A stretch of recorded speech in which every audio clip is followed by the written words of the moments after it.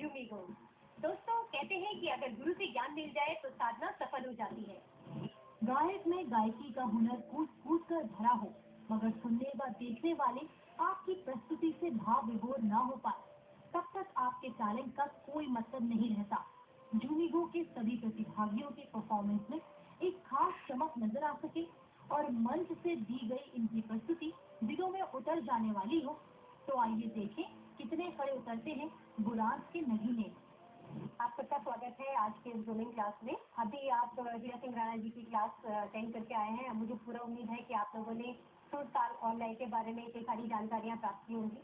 मैं आपको यहाँ पर प्रेजेंटेशन के बारे में बताऊंगी। एक आर्टिस्ट के लिए प्रेजेंटेशन बहुत जरूरी होती है।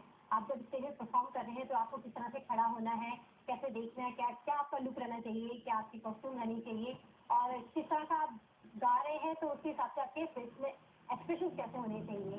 तो सबसे पहले जैसे आप परफॉर्म कर रहे हैं, स्टेज पे आए हैं, तो आपको सबसे पहले ध्यान रखना है कैमरे की तरफ।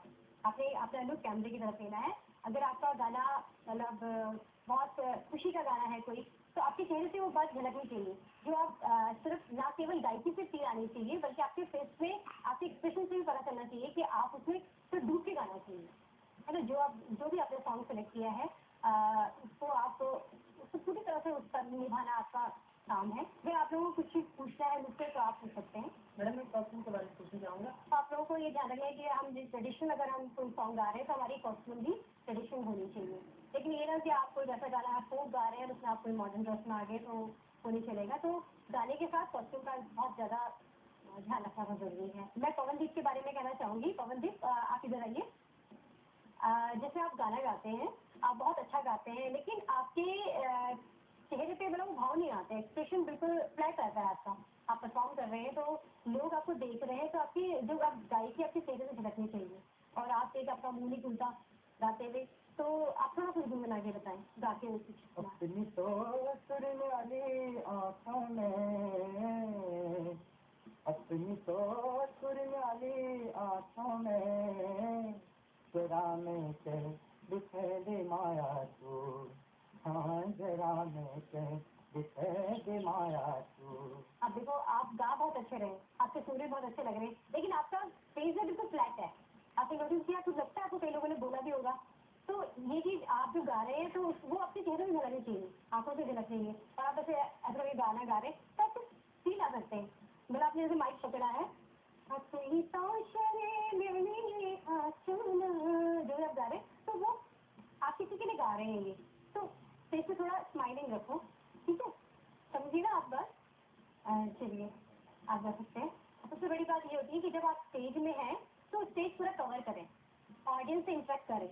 आप जब कुछ गा रहे हैं तो ऐसा ना लगे कि मतलब सिर्फ अपने लिए गा रहे हैं, आप ऑडियंस के लिए गा रहे हैं ना। आप परफॉर्म कर रहे हैं, एज ए परफॉर्मर आप आ रहे हैं, तो ऑडियंस आपके साथ जुड़े, तो उनके साथ आप स्टेज को कवर कीजिए, उनके साथ जुड़ के आप परफॉर्म कीजिए। मैं ये पूछना चाह रहा हूँ, जैसे स्टेज पर हमने जब ऑडिशन किया था तो उसमें एक निश्चित जगह जहाँ पर हम गाना खड़े होकर गाते हैं, क्या यहाँ पर भी ऐसे ही होगा या हम खुला पूरे मंच पर?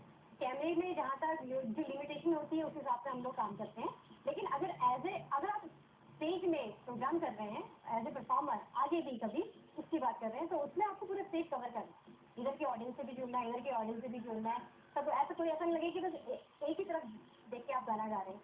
तो आपने और कई लोगों की परफॉर्मेंस देखी होगी, बॉलीवुड के सिंगर्स का कोई शो देखा होगा, टीवी में इतने सारे प्रोग्राम्स आते हैं, आपने देखा होगा कि सिंगर पूरे स्टेज को कवर करता है, कभी इधर गए कभी उधर गए, और अपनी हाव भाव से भी मतलब कई उससे क्या होता है कि कई सारे जो आपके सुर हैं अगर वो थोड़े बहुत इधर हो भी आते तो फिर प्लस पॉइंट हो जाता है। वीडियो में जो होता है, विजुअली जो हम देखते हैं वो सब अच्छा दिखना चाहिए, अच्छा सुनना चाहिए, सब कुछ ऑल ओवर पैकेज होना चाहिए। एज ए परफॉर्मर जो आप परफॉर्म करते हैं तो आपके सुर तो अच्छे होने चाहिए, ताल का उसका सब चीज़ का नॉलेज होना, उसके साथ साथ परफॉर्मर हो। मैम अगर जब हम स्टेज पे जाते हैं तो गाने के बाद अगर प्रोग्राम कुछ हो जाए तो वहाँ पर तो तब हमें क्या करना है? बिल्कुल ऐसे ही होता है कि जब कंपटीशन होता है, कंपटीशन में एक प्रेशर तो रहता ही है, और कई बार अच्छे से अच्छा सिंगर भी ब्लैंक हो जाता है ना गाते गाते। ये देखिए जजेस सामने हैं, ऑडियंस सामने है, तो उसे घबराना नहीं चाहिए। एक बार अगर आपसे गलती होगी तो आप थोड़ा रुक गए, आप दोबारा से स्टार्ट कीजिए। मतलब ऐसा नहीं कि वो हो गए तो बिल्कुल नर्वस हो गए, आगे गा ही नहीं पाए, बिल्कुल चुप हो गए। आप दोबारा से म्यूजिक वालों को रोको, मैं दोबारा गाना चाहता हूँ, और स्टार्ट दोबारा से स्टार्ट। अभी मैंने मैंने जितनी बातें बताई आप लोगों ने ढंग से समझा उसको? चलिए आप थोड़ा परफॉर्म करके दिखाइए, थोड़ा गा के किस तरह से आप कैसे परफॉर्म करेंगे?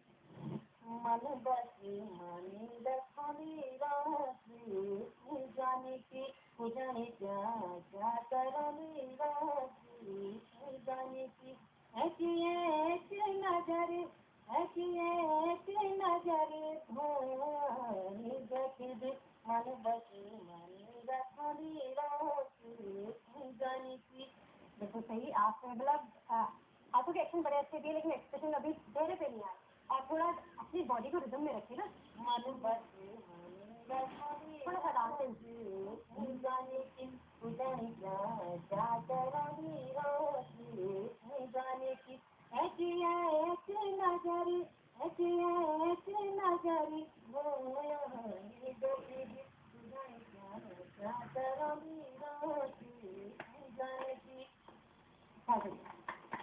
इस चीज का हमेशा ध्यान रखना कि आप जब परफॉर्म करें तो अपनी बॉडी को भी लय ताल में रखें, ठीक है? लय ताल अगर जितनी आप बॉडी को घुमाएंगे तो होता ही आप किसी को भी देखें अगर कोई अच्छे ढंग से घुमाने वाला गाना है उसमें कोई खुद भी अच्छे ढंग से झूम रहा है तो आपका भी और मन करता है झूमने का और इसमें यही वही बात है कि प्लस पॉइंट देता है, ठीक है? अच्छा दीपक आप आगे आइए, आप गा के सुनाइए परफॉर्म मतलब पूरे एज ए परफॉर्मर गा के कैसे गाएंगे? ऐ फागुन को मैनो डाली डाली बसंत को केला मन मोहिला फूल बुरुस फूलला फूल बुरुस फूलला ऐ ग्योरे अच्छा माइक के बारे में एक बात और बताना चाहूँगी कि आपको माइक कैसे पकड़ना है परफॉर्म करते हैं।